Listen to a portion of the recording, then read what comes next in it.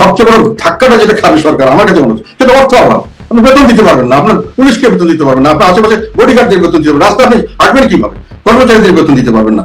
আমি বলতে চাচ্ছি যে এরকম পরিস্থিতির সৃষ্টি হতে পারে বাংলাদেশে, কিন্তু এটার এবং এটা থেকে উদ্ধার করবে এই সময় এরকম কোনো অবস্থা আমি কাউকে দেখছি না। যেটা সমস্যা সবচেয়ে বড় এইসব পরিবেশে যেটা দাঁড়িয়ে যায়, দুর্ভিক্ষ হয়, গৃহযুদ্ধ হয়, এবং সেখানে মানে এই মিলিটেন্সির, বিশেষ করে আল কায়দা টাইপের মিলিটেন্সির উদ্ভব হয় খুব দ্রুত গতিতে, এবং এটি হলো বড় একটা ক্রাইসিস যেটা অলরেডি শুরু হয়ে গেছে। এবং এটা যদি হয় তাহলে বাংলাদেশ আর গাজার মধ্যে কোনো পার্থক্য থাকবে না।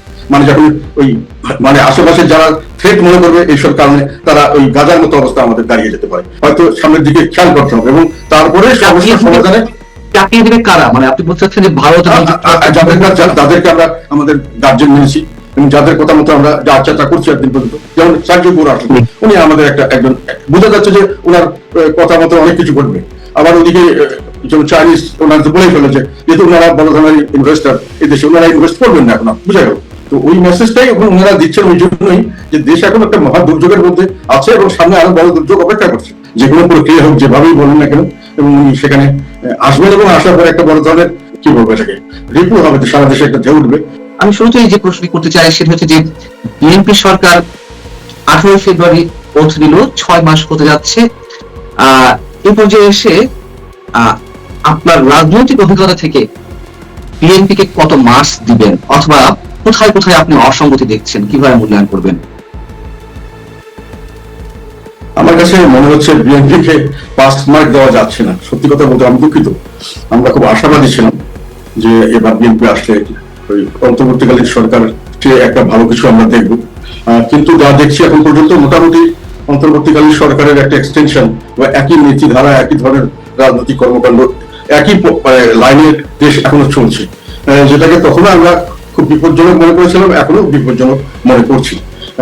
এবং এ পর্যন্ত সবচেয়ে বড় কথা যেটা মানুষের সবসময় প্রথম প্রায়োরিটি থাকে, মানে জানমাল ইজ্জতের নিরাপত্তা, এটা অন্তর্বর্তীকালীন সরকারের সময় যা ছিল এখন ওর থেকে কোনো রকম তেমন উন্নতি হচ্ছে না, বরং দিন দিন অনেক ক্ষেত্রে অবনতি হচ্ছে।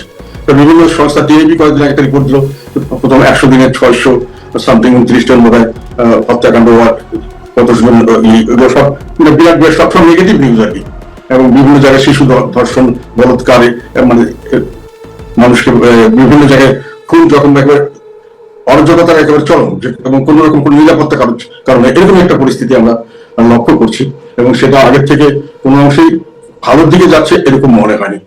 পরের দিকে যেটা সেকেন্ড মানুষের কনস্ট্যান্ট থাকে সেটা হলো খেয়ে পরে বেঁচে থাকার, সেখানেও বিরাট ভাবে একটা ধাক্কা খাচ্ছে মানুষ। জিনিসপত্রের দাম প্রতিদিন বাড়ছে, আর চাকরির সুযোগ সুবিধা, ব্যবসায়ের সুযোগ সুবিধা প্রতিদিন কমে যাচ্ছে।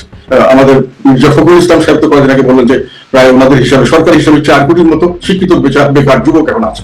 তারপরে মিল ফ্যাক্টরি বন্ধ হওয়ার খবর তো আর এটা দিয়ে শেষ করা যাচ্ছে না, প্রতিদিনই শোনা যাচ্ছে নতুন নতুন মিল কারখানা বন্ধ হয়ে যাচ্ছে, গ্যাসের অভাবে, বিদ্যুতের অভাবে, নানান ধরনের সমস্যার কারণে। এবং আলটিমেটলি ব্যবসা বাণিজ্য মন্দা হয়েছে।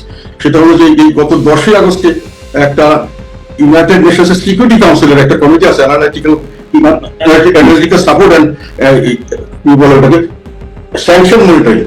এই স্যাংশন মনিটরিং করার জন্য যে বিভিন্ন জায়গায় যে আল কায়দা বা জঙ্গি সংগঠনদের যে স্যাংশন দেওয়া, তার মনিটরিং করে অ্যানালিটিক্যাল সাপোর্ট দেওয়ার জন্য সিকিউরিটি কাউন্সিলে তারা যে অ্যাডভাইস করে, সেখানে 10ই আগস্টে তারা অ্যাডভাইসের মধ্যে একটা বড় জিনিস উঠে এসছে, সেখানে বাংলাদেশের নাম উঠে এসছে।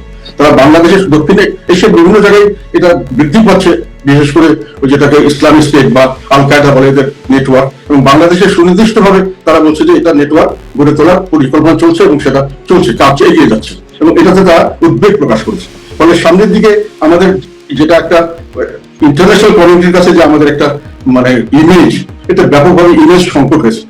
যেটা আমি একটু আগে বললাম যে উগান্ডার চেয়েও আমাদের পাসপোর্ট এখন মানুষের মানে বেশি খারাপের দিকে, মানের দিকে খারাপের দিকে গেছে।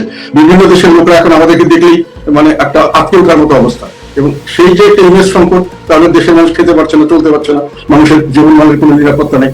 কাজে এইসবের থেকে পরিত্রাণের কোনো সম্ভাবনা হঠাৎ করে যে দেখে মনে করলাম না ঠিক আছে এখন আছে 2 মাস পরে ভালো হবে, এরকম কোনো দেখা যাচ্ছে না। আমি একটা জিনিস এখানে বলি, সেটা হলো বাজেটের সময়, বাজেট অ্যানালিসিস করার সময় একটা জিনিস আমি বলেছিলাম যে আমরা যেহেতু অর্থনৈতিক মন্দা চলছে, আমাদের সারা বিশ্বে এখন অর্থনৈতিক মন্দা, আমাদের দেশে অর্থনৈতিক মন্দা চলছে, সেখানে যে টার্গেটটা হচ্ছে যেভাবে বাজেট করা হয়েছে, সেই বাজেটের যে মানে যেটা আর্নিং দেখানো হয়েছে, আমি বলছি এই আর্নিং তারা করতে পারবে না। 2,00,000 প্রায় 29 থেকে 30,000 কোটি টাকা মানে যে আর্ন করে তার চেয়ে পরিচালন ব্যয় যে সরকার চালাতে যে হয় তার চেয়ে কম আর্নিং হচ্ছে হবে স্বাভাবিকভাবে, সেটাকে ঋণ করে মোকাবিলা করতে হবে। কাজে সরকার কিন্তু সামনে কালকে আমাদের এক মন্ত্রী আমাদের ইকবাল হোসেন টুকুরি বলেছেন এক জায়গায়, হয়তো কথা বলেছেন কিন্তু কথাটা খুব গুরুত্বপূর্ণ কথা, যে সামনের দিকে আমরা সরকারি কর্মকর্তা কর্মচারীদের বেতন দিতে পারবো কিনা সেটা নিয়ে সংখ্যা দেখা দিচ্ছে, এবং এটা আমি বাস্তবতাই মনে করছি। আমরা বেতন কিন্তু এখনো ওরা দিতে পারছেন না, ঋণ দিয়ে দিচ্ছে, এবং সামনে পুরো বছর ঋণ দিয়েই তাদেরকে চালাতে হবে, এবং এই ঋণের কোনো মানে ঋণ করার কোনো জায়গা নেই। বাংলাদেশের তো ব্যাংকও এখন তো সাফিসিয়েন্ট নেই, বিদেশিরা কেউ ঋণ দিচ্ছে না, কেউ বাজেট সাপোর্ট কিছু করছেন না। সরকারকে বড় আমার প্রশ্ন হচ্ছে যে অর্থমন্ত্রী নিজেই বলেছেন যে অর্থনৈতিক যে নেতিবাচক অবস্থা দেশের সেটি কাটিয়ে উঠতে 2 বছর সময় লাগবে। কেন 2 বছর সময় লাগবে? অথবা এই অবস্থায় দেশে বিনিয়োগ নেই, কর্মসংস্থান নেই, একের পর এক শিল্প কলকারখানা শাটডাউন হচ্ছে, বিদ্যুতের অবস্থা তো আমরা সবাই জানি, সেটি একটু প্রভাব পড়ছে। একসাথে এত কিছু একবারে শাটডাউন হয়ে যাওয়ার কারণ কি, আপনার কি মনে হয়? এবং সরকার থেকে বলা হচ্ছে যে এর পেছনে দায়ী আওয়ামী লীগ সরকার, আওয়ামী লীগের দুর্নীতি, অবাধ লুটপাট এগুলোকে দায়ী করা হচ্ছে, টাকা পাচার ইত্যাদি ইত্যাদি। হ্যাঁ, আওয়ামী লীগ কিছুটা দায়িত্ব বটেই, তবে আওয়ামী লীগ যেটা যে ধারায় চলছিল তারা বিপদগুলো সামনে নিয়ে চলছিল, এবং এটা নিয়ে চ্যালেঞ্জ হিসেবে নিয়ে এটা একটা সমাধান করার চেষ্টা করছে। যেমন এখন যেটা যেটা বিভিন্ন সময় থেকে গেছে আর কি, যেমন উনি যেটা 2 বছর বলছে সেটা কথা বলি, উনি এটা কোনো কারণ দেখাননি, উনি একটা নিজের থেকে মনের ইচ্ছায় বলেছেন যে আগামী 2 বছরে হয়তো হতে পারে, কিন্তু উনি সুনির্দিষ্ট কোনো রূপরেখা দেননি যে 2 বছর পরে আমরা এইভাবে আমরা ইকোনমিক রিকভারিটা করবো। এখনো আমাদের অবস্থা খুবই খারাপ, আওয়ামী লীগ যেখানে সেরে গেছে তার চেয়ে 2 বছর চলে গেছে। এই সময় অন্তর্বর্তীকালীন সরকার একেবারে যেটা আওয়ামী লীগ যেগুলো খারাপগুলোকে কাটানোর জন্য যে কতগুলো স্টেপ নিয়েছিল এগুলোকে ওনারা স্টপ করে দিয়েছেন, এবং ওটার ফলে 2 বছর পিছিয়ে যাওয়াতে এখন এগুলোকে আবার তাল সামলিয়ে ফিরে আসে একেবারে একটা অসম্ভবের মতো অবস্থা। আমি তা জেনে শুনে বলছি। আমি বলতে চাচ্ছি আমার যেটা ব্যক্তিগত অভিজ্ঞতা থেকে, যে গ্যাস সংকটের সামনের দিকে কমবে না, আরো বাড়বে। আর ইলেকট্রিসিটির ব্যাপারে সেখানে কিন্তু ওই যে যেমন নিউক্লিয়ার পাওয়ার প্ল্যান্ট থেকে ইলেকট্রিসিটি ওগুলো যদি আসতো এবং বিভিন্ন জায়গা থেকে বিদেশ থেকে আনার জন্য ব্যবস্থা করেছিল, ওগুলোর থেকে কিন্তু এখন আমরা যদি করতে পারি তাহলে এগুলো চালু থাকবে, কিন্তু ওটা এখন এই 2 বছর কোনো কাজ হয়নি, সবকিছু প্রায় স্ট্যান্ড স্টিল। কাজে energy crisis is not going to be stop very soon. আর এনার্জি ছাড়া বাংলাদেশের কোনো ইনভেস্টমেন্ট হবে না, কোনো অগ্রগতি হবে না। We are in a big mess. আর তারপরে বলেন যে টাকা পয়সা যা আছে এগুলো দিয়ে মানুষের ট্যাক্স দিচ্ছে, এই ট্যাক্সও সামনে মানুষের দিতে পারবে না, যেহেতু কোনো অর্থনৈতিক কর্মকাণ্ড নেই। ট্যাক্স দিবে কোথা থেকে মানুষ? মানুষকে জোর করে আর কিছু মানে ব্যবসা বাণিজ্য করতে রেখেছে। আপনি এর মধ্যে অর্থনৈতিক পরিস্থিতির কথা তুললেন দেশের, এবং অবশ্যই আইন শৃঙ্খলা জগতে যে পরিস্থিতি সেটি কথাও তুললেন। আপনি কি মনে করছেন যে মানে যেভাবে আপনি বলছেন তাতে মনে হচ্ছে দেশ একেবারে স্থবিরতার দিকে যাচ্ছে অথবা স্থবির হয়ে আছে, বিষয়টা কিরকম?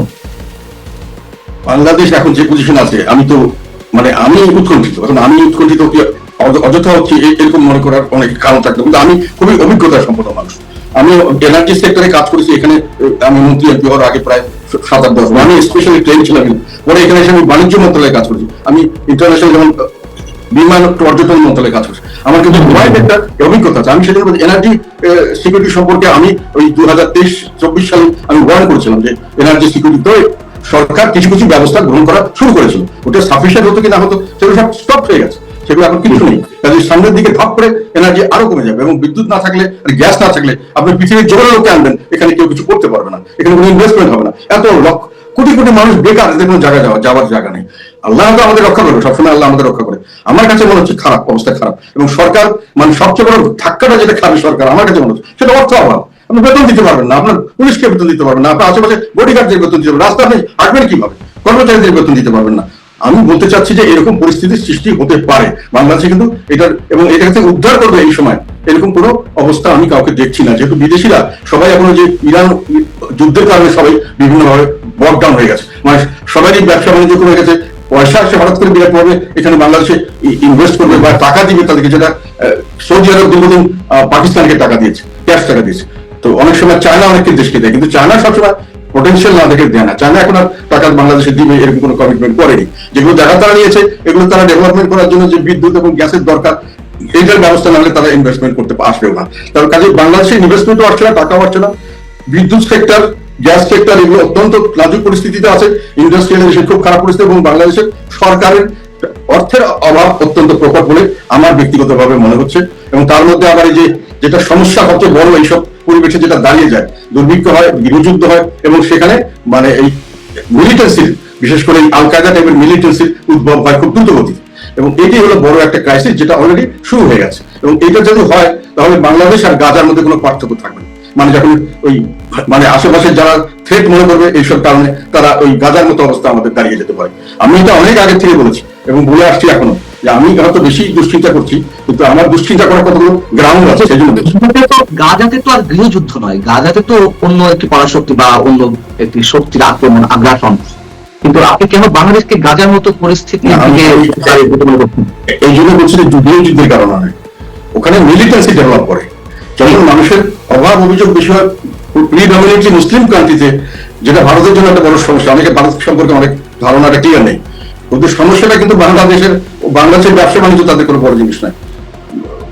ভারত একটা বিশাল কান্ট্রি, বড় সাইজে বড়, রিসোর্সে অনেক বড়। রিসোর্স মানে খালি মিনারেল রিসোর্স না, হিউম্যান রিসোর্স, সব ধরনের রিসোর্স ওদের কাছে।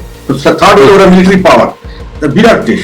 কিন্তু ওদের জন্য বাংলাদেশের স্ট্র্যাটেজিক লোকেশন, ওদের বিরাট 4000 কত কিলোমিটার ওদের বাউন্ডারি, কমন বাউন্ডারি, এবং এখানে অনেক সেন্সিটিভ এলাকা আছে ওদের। এবং এখানে যদি মানুষ যদি গরিব থাকে, গরিব মানুষের মধ্যে মুসলিম হয়, তাহলে এখানে একটা মিলিটেন্সি টেন্ডেন্সি দেখা, যেটা আল কায়দা এখন দেখা যাচ্ছে। এই সুযোগটি কেন? আমরা দেখলাম ডক্টর ইউনূস সরকারের সময় থেকে জঙ্গিবাদের এক ধরনের মাথা চাড়া দেওয়ার চেষ্টা, এবং সেটি কোনো কোনো ক্ষেত্রে আমরা দেখলামও আইসিসির কালো পতাকা নিয়ে দিনের পর দিন মিছিল, বিক্ষোভ এবং মৌলবাদের আস্ফালন। এখন এসে আল কায়দার নতুন আন্তর্জাতিক সন্ত্রাসী সংগঠন, জঙ্গি সংগঠনের সেল বাংলাদেশে স্টাবলিশের চেষ্টা করা হচ্ছে। এর কারণ কি মনে হয় আপনার? কারণ হলো কি, ওরা অনেকদিন থেকেই মৌলবাদীরা এখানে অ্যাক্টিভ ছিল, যেটা শেখ হাসিনার সময় খুব কঠোর হস্তে দমন করা হয়েছে। আমরা অনেক সময় এটা নিন্দাবাদ করতাম, কিন্তু আমরা একটা বুঝতে পারিনি। এখন বোঝা যাচ্ছে যে ছিল। এবং এই স্টুডেন্টদের একটা খুব ন্যায্য দাবি, কোটার বিরুদ্ধে আন্দোলন যেটা হয়েছে, এবং এই স্টুডেন্টরা যে দাবিটা শুরু করেছে, আমরা সেখানে যোগদান করেছিলাম। এটা ছাত্রদের দাবি থেকে ছাত্র জনতার বৈষম্য বিরোধী একটা আন্দোলনে রূপান্তরিত হয়েছিল। সেটাকে এরা ক্যামোফ্লেজে, এরা ভিতরে ঢুকে ব্যাপকভাবে সরকারের বিপর্যয়ের জন্য অনেক কিছু করেছে, সরকারকে পতন করিয়েছেন। এখানে আমরা এখন অনেক জায়গা থেকে অনেক কিছু শুনতে পাচ্ছি, ইন্টারন্যাশনাল ইনভলভমেন্টের কথা আসছে। যাই হোক, কিন্তু তখন তারা বলতে চাইলেন যে এটার জন্যই আন্দোলন হচ্ছে, আন্দোলনটা আমরা এই ওদের একটা রাইটিস্ট উত্থান, ওটাই বলছি, আমরাই করেছি, আমরা মানুষকে হত্যা করেছি, পুলিশকে হত্যা করেছি, আমরা নাশকতা করেছি, আমাদের কারণেই হয়েছে। এবং এমনকি ওনাদের কিছু কিছু যারা লিডারশিপে ছিলেন তারা বললেন যে আমরা প্রস্তুত ছিলাম, যদি এটাতে না সফল না হতাম তাহলে অস্ত্র শস্ত্র নিয়ে আমরা যুদ্ধ করে এটাকে স্বাধীন করতাম। তার মানে তাদের যুদ্ধ প্রস্তুতি ছিল, তাদের অস্ত্র শস্ত্র ছিল, গোলা বারুদ ছিল, তাদের ট্রেনিং ছিল। এগুলো কে করেছে? এগুলো সমস্ত উগ্রবাদী সংগঠনগুলো। এগুলো ছাড়া, এবং জামাত স্বীকার করেছে যে তারা এটার সঙ্গে ব্যাকগ্রাউন্ড এরাই ছিল। বিদেশিরা সমর্থন করলো, তারা এখানে চালু করলো, এবং সেখানে দেশটাকে ভাগ করলো সুন্দরভাবে। একটা হলো রাইটিস্ট যেটাকে বলা যায়, এবং উগ্রবাদী এবং মৌলবাদীরা এবং সাম্প্রদায়িক শক্তি, আর একটা হলো লিবারেলস। আর আরেকটা করলো যে যারা ওই মানে শেখ হাসিনার সরকারের সময় অত্যাচারিত হয়েছে বিভিন্ন কারণে, তারা সবাই দেশপ্রেমিক। এই অত্যাচারিত লোকরা যখন দেশপ্রেমিক হিসাবে সার্টিফিকেট দেশের থেকে, রাষ্ট্রের থেকে সার্টিফিকেট পেয়ে গেল, তখন সমস্ত ধরনের আল কায়দা টাইপের যতগুলো সংগঠন সবগুলি দেশপ্রেমিক হিসাবে বাংলাদেশে অফিসিয়ালি অ্যাকসেপ্টেড হলো। এবং তারপর থেকে তারা বিভিন্ন তাদের সাজা মাপ, তাদেরকে ইয়ে থেকে দেওয়া হলো, তাদেরকে মুক্তি দেওয়া হলো জেল থেকে, তাদেরকে খালাস করে দেওয়া হলো, সমস্ত চার্জ বাতিল করে করে ফ্রি করে দেওয়া হচ্ছে। এবং এরা তখন আবার একটা সুযোগ পেল, এবং এরা এই দেশটাকে, যেহেতু মুসলিম প্রধান দেশ, এবং এখানে পভার্টি, মানুষ খুব এই গরিব, সেই পভার্টির সুযোগ নিয়ে এবং ইসলামী ভাবধারাটাকে বিভিন্নভাবে তাদের মাথায় ঢুকিয়ে দিয়ে তারা একটা মিলিটেন্সি করার চেষ্টা করে, যেটা কিন্তু গাজাতেও একই জিনিস হয়েছে। সেই ভারত বিরোধী শক্তি এখন স্ট্রং বেশি, এবং সরকারও একটি শর্ত জুড়ে দিয়েছে, এরকম গুঞ্জন শোনা আছে, যদি এটি কোনো ভিত্তি আমরা এখনো পাইনি, যে শেখ হাসিনাকে যতক্ষণ পর্যন্ত প্রত্যর্পণ চুক্তির আওতায় ফেরত না দেওয়া হবে, ততক্ষণ পর্যন্ত ভারতের সাথে নতুন কোনো সম্পর্ক নয়, বা সম্পর্কের উন্নয়নের জায়গায় নিয়ে যাওয়া নয়। আপনি কি তেমনটি মনে করেন? এটা আমি জানি না সরকারকে কারা কি বুদ্ধি দিচ্ছে। আমার অভিজ্ঞতা থেকে বলছি যে এটা মানে দারুণ ভাবে সরকারকে মিসগাইড করা হচ্ছে। একটা জিনিস আমরা অনেক সময় ভুল করি, মানে কি বলবো, এটাই আমি নিজেকে ছোট করে বলতে চাই না, কিন্তু ভারত একটা বড় শক্তি, যেটা বললাম বড় দেশ, এদের বড় অনেক রিসোর্সফুল কান্ট্রি, বড় একটা সামরিক শক্তি, এবং এদের কাছে বাংলাদেশের গুরুত্ব, ব্যবসা বাণিজ্যকে যেটা আমরা বলতে চাই বাংলাদেশ, ওদের ওটা গুরুত্ব নাই। ওদের একটাই গুরুত্ব আছে যে এটা একটা ল্যান্ড যেটা স্ট্র্যাটেজিক লোকেশনে অবস্থিত, এবং যেখানে হিউজ পরিমাণে মুসলিম মেজরিটি এবং পুয়ার কান্ট্রি, এটাকে আমাদের বিরুদ্ধে যদি কেউ ব্যবহার করতে চায় এটাকে একটা হিসাবে ইউজ করতে পারবে। এখানে যেমন আল কায়দা আসে, এরকম ধরনের সন্ত্রাসী গোষ্ঠী আসে, এরকম ধরনের সাম্প্রদায়িক শক্তি আসে, তারা আমাদের ক্ষতি করার জন্য এটাকে এই ভূমিটাকে ব্যবহার করতে পারে। এটাকেই তাদের একমাত্র কনসার্ন, এবং তারা সবসময় চায়, আমি দেখেছি তাদের কে কি বলে আমি জানি না, তারা চায় যে এই দেশটা তাড়াতাড়ি একটু সমৃদ্ধশালী হোক, মানে গরিব থেকে উপরে উঠুক, তাহলে আমাদের এই সংখ্যাটা থাকবে না। এখন বাস্তবতা যে না, এখন যদি ভারতের ওগুলো সরকার প্রিপারেশন নিচ্ছে, আমরা অনেক সময় ভুল করি। ওরা কিন্তু সাধারণভাবে এটাকে একটা শান্তিপূর্ণভাবে একটা প্রসপারাস দেশ হোক, এখানে কোনো সেরকম কোনো সমস্যা না থাকুক, আস্তে আস্তে সব শিক্ষিত হতুক, মানুষের সম্পদশালী হোক, তাহলে এই মিলিটেন্সি এখানে ফলে আসবে না এবং ওরা সেফ থাকবে, এটা তারা মনে করে। এই জন্য তারা সহযোগিতা করতে চায়। কিন্তু যদি কোনো কারণে তারা মনে করে যে এটা হচ্ছে না, তাহলে কিন্তু ওরা যেমন সরকারের সাথে কথাবার্তা বলছে যে এটাকে যে কোনো ভাবে এটাকে থামিয়ে একটা নর্মাল পরিস্থিতিতে আনা যায় কিনা, তারা সহযোগিতা করে হাত বাড়িয়ে দিচ্ছে। আর সরকার যদি এটাকে মানে অন্য কিছু মনে করে এটার বিরুদ্ধে আচরণ করে, আমি পরিষ্কার কথা বলতে চাই। আমি একটা সময় দেখেছিলাম যে প্রণব মুখার্জি একবার প্রেসিডেন্ট ছিলেন, আসছিলেন উনি, বেগম খালেদা জিয়া ওনাকে একটা গণভোটের সময় 2014 আগে বা কোন সময় ওনাকে ডেকেছিলেন যে আমার সঙ্গে আসেন, কথা বলেন, কি করা যায়। উনি ওরা চাচ্ছিল একটা মীমাংসা করে দেওয়া, করা যায় কিনা। উনি রিফিউজ করেছেন, বলছেন না আমার এখন করতে গেলে কারণে যাচ্ছি না। আমি পরবর্তীকালে ভারতের অনেক রাজনীতিবিদ অনেকের সঙ্গে কথা বলেছি, এরা এটাকে বিরাট ভাবে একটা অপমান মনে করছে। আমি তো কমার্স মিনিস্ট্রি ছিলাম, আমাদের সাথে ব্যবসা না করলে তাদের খুব একটা লস নাই, আমরা তাদের সাথে ব্যবসা না করলে বিশাল ভাবে লুজার হবে। এটা বললে আমি ভারতের দালাল তা না, আমি প্র্যাকটিক্যাল থেকে বলছি। তো যাই হোক, ওটা না, কিন্তু সেকেন্ড অপশনও তাদের কাছে থাকে, মানে যদি এটা না হয় then they will take other options. But তারা এই অপমানটাকে খুব সহজভাবে গ্রহণ করবে না, এটা আমার অভিজ্ঞতা থেকে বলছি। এটা যদি ওনারা কোনো কারণে এটা এই ধরনের মত নিয়ে থাকেন যে আমরা চোখে চোখ রেখে কথা ইত্যাদি, আমি মনে করি জিনিসটা পরবর্তীকালে বর্তমান সরকারের জন্য এবং দেশের জন্য ক্ষতিকারক হতে পারে। একটি বিষয় বেশ গুঞ্জন আকারে শোনা যাচ্ছিল, যখন ভারতে নিযুক্ত মার্কিন রাষ্ট্রদূত এবং দক্ষিণ এবং মধ্য এশিয়া বিষয়ক মার্কিন বিশেষ দূত সার্গিও গোর কয়েকদিন আগে বাংলাদেশ সফরে এলেন। তিনি এই সময় আপনার সঙ্গে বৈঠক করেছেন এবং আওয়ামী লীগের কারো সঙ্গে বৈঠক করেছেন। এই বিষয়টি আসলে কি? না, উনি এসেছিলেন, ওনার যতটুকু আমরা দেখলাম, উনি একেবারে একটা কোনো কিছু বোঝার জন্য আসেননি, বুঝে শুনে এসছেন এবং কিছু মেসেজ দিয়ে গেছেন বিভিন্ন জায়গায়, এটা আমরা যেটা বুঝতে পেরেছি। আমার সঙ্গে কথা বলার কথা হয়েছিল, অনেক সময় অনেক লেভেল থেকে বলা হয়েছিল, পরবর্তীতে এটা হয়নি। আওয়ামী লীগের সঙ্গে কতটুকু হয়েছে আমি জানি না, এটা হয়তো কোনো কারণে ওটা প্রয়োজন মনে করেনি আমাদেরটা, কেননা ওনারা আমাদের সম্পর্কে ওয়াকিবহাল ছিলেন, সব বুঝে এসছেন। ওনারা যে জিনিসটি করতে চাচ্ছেন বলে আমরা বিভিন্নভাবে হিন্টস পাচ্ছি, যেটা অনেকদিন আগে থেকে ভারত বলে আসছিল যে একটা ইনক্লুসিভ পলিটিক্স দরকার। নির্বাচনটা তারা ইনক্লুসিভই চেয়েছিল, যাই হোক সেটা পরে কথা। নির্বাচন যখন হয়ে গেল, তারপরে ইনক্লুসিভ রাজনীতি মানে সব দলকে সমানভাবে রাজনীতি করার সুযোগ দিতে হবে, না হলে স্টেবিলিটি আসবে না। এটা ছিল ভারতের কথা। পরবর্তীকালে ওই সার্জিও গোর উনি এসে যেটা বললেন এবং ওনার বডি ল্যাঙ্গুয়েজে যেটা বোঝা গেল যে উনি মোটামুটি ভারতের সাথে, ভারত যেটা করতে চাচ্ছে ওনারা তাদের বিরোধিতা করছেন না বা তার সঙ্গে একমত, ওনারা এই ধরনের মনে হলো আর কি। আর তারপরে যেটা সবচেয়ে মজার ব্যাপার হলো যে তার একদিন পরেই বোধ হয় চাইনিজ অ্যাম্বাসেডার একটা সাংঘাতিক কথা বলেছেন, যেটা খুবই আমার কাছে মনে হচ্ছে যে একটা গুরুত্বপূর্ণ আর কি। ওটা উনি একই কথা বলেছেন যে বাংলাদেশে এই মুহূর্তে প্রয়োজন হলো মানে স্থিতিশীলতা এবং ঐক্যবদ্ধ, মানে জাতীয় ঐক্য আর কি।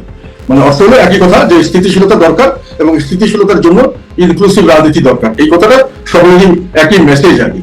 তো ওই মেসেজটাই এখন ওনারা দিচ্ছেন ওই জন্যই যে দেশ এখন একটা মহা দুর্যোগের মধ্যে আছে এবং সামনে আরো বড় দুর্যোগ অপেক্ষা করছে।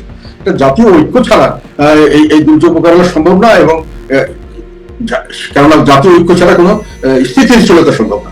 আপনি অর্ধেক লোককে মেরে কেটে সাফ করে দিয়ে বাকি অর্ধেককে নিয়ে দেশ চালাবেন, এবং এটাও তো এক ধরনের জেনোসাইড। তারা যেভাবে বলছে সব নিশ্চিহ্ন করে দেওয়া হবে, তাদের কোনো রাইটস রাখা হবে না, তাদের কোনো ফিজিক্যালি তাদেরকে রাখা হবে না, এই ধরনের হুমকি দেওয়া হচ্ছে। এবং কাজ করা হচ্ছে যে সামনের দিকে ইনক্লুসিভ রাজনীতি করতে হবে, এবং এটা যদি বর্তমান সরকার সহজভাবে না করেন, ভালো না করলে হয়তো চাপিয়ে দেওয়া হবে, এবং সেইভাবে হয়তো সামনের দিকে খেয়াল করতে হবে, এবং তারপরে সমস্যার সমাধানে চাপিয়ে দেবে কারা? মানে আপনি বলতে চাচ্ছেন যে ভারত যাদেরকে আমরা আমাদের গার্জেন মেনেছি এবং যাদের কথা মতো আমরা যা আচ্ছা করছি একদিন পর্যন্ত, মানে বড় বড় শক্তি আর কি, যারা আমাদের আশেপাশে কাজ করছে।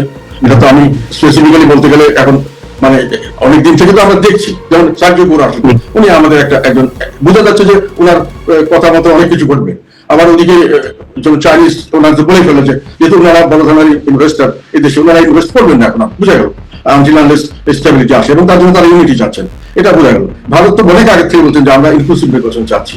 তো মোটামুটি এই শক্তিগুলি তো এক হয়ে গেছেন একটা ব্যাপারে, যেটা আমরা যদিও পরিষ্কার ভাবে না বললেও ইনডাইরেক্টলি বা কিছুটা ক্ষেত্রে পরিষ্কার বোঝা যাচ্ছে যে সামনের দিকে রাজনীতিকে তারা ওই দিকে নেওয়ার জন্য চেষ্টা করবেন, এবং এটা থেকে যারা কিন্তু চীন তো এই মুহূর্তে বাংলাদেশে ইনক্লুসিভ রাজনীতি হোক আর না হোক সেদিকে তাকাচ্ছে না, তাদের প্রভাব বিস্তার করতে চাইছে। বা চীনকে ঠেকানোর জন্য ভারত আর যুক্তরাষ্ট্র এক হয়েছে। সার্জিও গোরের যে বাংলাদেশ সফর, সেটির অন্যতম লক্ষ্য ছিল চীনের প্রভাব মোকাবেলা করা। তাহলে ইনক্লুসিভ রাজনীতির ক্ষেত্রে ভারত এবং যুক্তরাষ্ট্র এই মুহূর্তে না হয় তাদের স্বার্থের জায়গা থেকে এক হচ্ছে, চীন কি তাদের জায়গায় একমত পোষণ করবে? এটা আমাদের কতটা ভুল ধারণা আর কি। রাজনীতি থেকে চীন কিন্তু একটা কথা, চীনের একটা ইয়েতে আছে যে বিড়াল সাদা কি কালো সেটা আমার দেখার বিষয় না, ইঁদুর মারি কিনা সেটা দেখবো আমি। মানে চীনের রাজনীতি হলো আমি ব্যবসা করতে চাই, ওই দেশের সঙ্গে আমি বাণিজ্য করবো, তার জন্য পরিবেশ দরকার আমার, এবং সেটা কে করতে পারবে সেটা বড় জিনিস নয়। আর ফ্রেন্ডশিপের রাজনীতিতে কোন সময় যে চায়না এবং আমেরিকা এক হবে কারোর বিরুদ্ধে, আবার কোন সময় যে ভারত আর চায়না এক হবে আরেকজনের বিরুদ্ধে, আবার কোন সময় যে ভারত আর আবার ইন্ডিয়া এক হবে আবার চায়নার বিরুদ্ধে, এগুলো খুবই মানে এইগুলো কোনো ওয়েল ডিফাইন্ড না। যখন যেটা পরিবেশ সৃষ্টি হয় এইভাবে ইউজ করা হয়। রাজনীতির খেলা এটি, যে কেউ কোনো পার্মানেন্ট বন্ধু না, কেউ কোনো পার্মানেন্ট শত্রু না। তো আমার একটা বলেছেন, চীনের অ্যাম্বাসেডারের বক্তব্য আমি যেটা ফলো করেছি, একটা সাংবাদিকের উত্তরে উনি বলছেন যে বাংলাদেশের জন্য এখন স্থিতিশীলতা দরকার এবং জাতীয় ঐক্য দরকার, এই ধরনের একটা কথা আমি শুনেছি আর কি ওনার একটা প্রেস মিটিং। কিন্তু আপনি যার কথা বলছেন ইয়াং ওয়েন, চীনের অ্যাম্বাসেডার, তিনি কিন্তু আবার স্পষ্ট করে বলেছেন, বা চীনের প্রেসিডেন্টও এই ধারণা দিয়েছেন যে বাংলাদেশে অন্য কারোর হস্তক্ষেপ তারা বরদাস্ত করবে না। যে কথা তারা এর আগে কখনো এভাবে কখনো বলেনি, সে কথা বলেছে যে অর্থাৎ তারা যুক্তরাষ্ট্র ও ভারতকে মেন করেছে। সেটাই মেন করুক, ওনারা বরদাস্ত করবে না ওটা বলবে, আবার বাকি সবাই এটাই একই কথা বলবে। কাজে এটা নিয়ে কোনো কিছু করার নেই, ওনারা বরদাস্ত করবেন না মানে কি এখন বাংলাদেশ যদি কোনো কারণে আমেরিকার এগেন্স্টে চলে যায় বা ভারতের এগেন্স্টে চলে যায়, তাহলে কি চীন স্বাভাবিক শক্তি নিয়ে আমাদেরকে সেভ করতে আসবে? মানে এটা এরকম ধরনের মনে হচ্ছে কাউকে, মানে এই ধরনের চিন্তাগুলো খুব বাস্তবসম্মত চিন্তা নয় আর কি। এগুলো কেউ কারোর জন্য ওইভাবে যুদ্ধে নেমে পড়ে না। সেটা আমরা দেখেছি, আগেও দেখেছি। পাকিস্তানের সঙ্গে যখন বাংলাদেশ স্বাধীনতা সংগ্রামের সময়, তখন তো আমেরিকা ওদের সঙ্গে ছিল, চীনও ওদের সঙ্গে ছিল, তারপরে তো ঘটনা ঘটেছে আর কি। কাজেই ওইভাবে সামরিক ভাবে হস্তক্ষেপ সরাসরি করা কোনো দেশের পক্ষে এত সহজ নয়। আর কেন করবে? তার ব্যবসা করতে চায়, ব্যবসা হলে হলো। আপনার ব্যক্তিগত একটি অভিমত চাই যে শেখ হাসিনা ফিরে আসার ঘোষণা দিয়েছেন ডিসেম্বরের মধ্যে, আপনি মনে করেন পসিবল, মানে তিনি ফিরে আসবেন? It is not only possible, এটা আমার ব্যক্তিগত assessment, it is evident. It is ওনার জন্য এটা হচ্ছে কোনো সেকেন্ড কোনো অল্টারনেটিভ নেই। উনি, আমি রাজনীতিবিদ হিসেবে বলছি, ওনার রাজনীতি আমি যতটুকু দেখেছি, এবং ওনার কোনো অল্টারনেটিভ নেই। মানে একটা হুলস্থুল একটা অবস্থা চলছে দেশে এখন, এগুলো থেকে দেশের মানুষ এমনিতে অ্যাগ্রিড বিভিন্নভাবে, তারা খুশি না। এখন খুশি না হলে যেটা হয়, সকলের দোষটা গিয়ে পড়ে সরকারের কাছে, সরকার দায়িত্ব নিচ্ছে, বড় বড় কথা বলছে, এখন আমাদের এই অবস্থা কেন? তখন মানুষ হই করে মাঠে নেমে পড়ে। এটার জন্য তারা যতই কিছু ভয় দেখায়, একটা পর্যায়ে শেখ হাসিনা তো কম ভয় দেখায়নি, একটা পর্যায়ে মানুষের মানে না, মানুষের যান বাঁচানোর জন্য যখন দেওয়ালে পিঠ থেকে যায়, তখন তারা সামনে এগিয়ে যায়, বন্দুকের গুলির কাছেও তারা এগিয়ে যায়। তো এইগুলো সমস্যা আগে দেখা হয়েছে, আমরা দেখেছি, কিন্তু ইতিহাস থেকে আমরা কোনো শিক্ষা নেই। আমরা শুধু ইতিহাসটাকে ওই পিছনে রিয়ার ভিউ মিররে দেখে সামনের দিকে গাড়ি চালিয়ে গেছি। এটা হলো আমাদের দুর্ভাগ্য। আমি আশা করি সরকারের এখনো সময় আছে, এগুলো জিনিস বিবেচনা করবেন, এবং আমরা ওনাদের সহায়তা করবো, সর্বাত্মক সহায়তা করবো। ওনারা যদি কিন্তু আমাদেরকে নিশ্চিন্ন করতে চাইলে তো আমরা ওই উঠে দাঁড়াবো, এটা তো স্বাভাবিক। আপনি শেখ হাসিনা ইস্যুতে তাহলে আপনি বেশ কনফিডেন্ট যে, অথবা আপনার যে সোর্স, আপনার যে অভিজ্ঞতা, আপনার যে নানান ধরনের ইনফরমেশন আপনার কাছে রয়েছে, সব মিলিয়ে তিনি ফিরছেন? এখন এগুলো তো আমি তো গণক নই, আমি যেটা দেখি বা বুঝি সেটাই বলি। আমার বক্তব্য হলো, প্রথম দিন থেকে আমি বুঝেছি, যখন উনি বলছেন যে আসবেন, তখন আমি বুঝেছি যে উনি আসবেন, এবং সেই পরিবেশ দেশে আছে। উনি আসতে পারবেন, এবং সেভাবে যে কোনো প্রক্রিয়া হোক, যেভাবেই বলেন না কেন, এবং উনি সেখানে আসবেন, এবং আসার পরে একটা বড় ধরনের কি বলবো এটাকে রিভিউ হবে, সারা দেশে একটা ঢেউ উঠবে, এটাও আমি জানি। আমার বাস্তব অভিজ্ঞতা থেকে বলছি না, আমি বলছি আমার ধারণা থেকে। এগুলো তো অনেকবার আমরা দেখেছি আগে, কাজে এগুলো আমরা বুঝি। তো এখন এটা এখন আমি যেটা বলছি সেটা আমি তো গণক না, আমি যেটা বলছি আমার ধারণা থেকে বলছি, আমার অ্যানালাইসিস থেকে বলছি, কিছুটা আমার অতীতের অভিজ্ঞতা থেকে বলছি। কাজে এরপরে এটা ভুল হতে পারে, যেটা কেউ যদি মনে করে ভুল হলে তারা ভুল হবে, তাহলে ঠিক আছে। আমি আপনাকে অনেক ধন্যবাদ আমাদেরকে সময় দেওয়ার জন্য। আপনি ভালো থাকবেন।